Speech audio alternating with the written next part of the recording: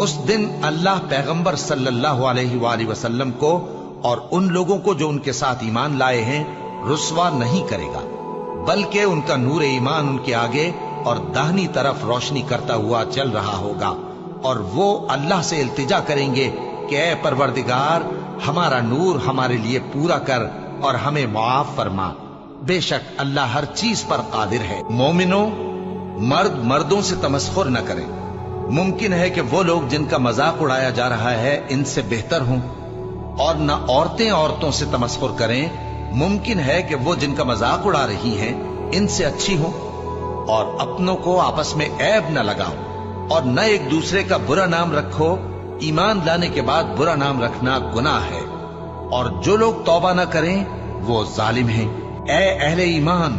بہت گمان کرنے سے پرہیز کرو کہ بعض گمان گناہ ہیں، اور ایک دوسرے کے حال کا تجسس نہ کیا کرو، اور نہ تم میں سے کوئی کسی کی غیبت کرے۔ کیا تم میں سے کوئی اس بات کو پسند کرے گا کہ اپنے مرے ہوئے بھائی کا گوشت کھائے؟ اس سے تو تم ضرور نفرت کرو گے، تو غیبت نہ کرو، اور اللہ کا ڈر رکھو، بے شک اللہ توبہ قبول کرنے والا ہے، مہربان ہے۔ جب اللہ کی مدد آ پہنچی اور فتح حاصل ہو گئی، اور اے نبی صلی اللہ علیہ وآلہ وسلم تم نے دیکھ لیا کہ لوگ فوج در فوج اللہ کے دین میں داخل ہو رہے ہیں،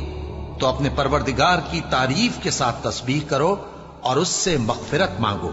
بے شک وہ بڑا توبہ قبول کرتا ہے اور ان کے قصور معاف فرماتا ہے، اور جو کچھ تم کرتے ہو وہ جانتا ہے۔ اور جو لوگ ایمان لائے اور عمل نیک کرتے رہے ان کی دعا قبول فرماتا اور ان کو اپنے فضل سے مزید عطا کرتا ہے، اور جو کافر ہیں ان کے لیے سخت عذاب ہے۔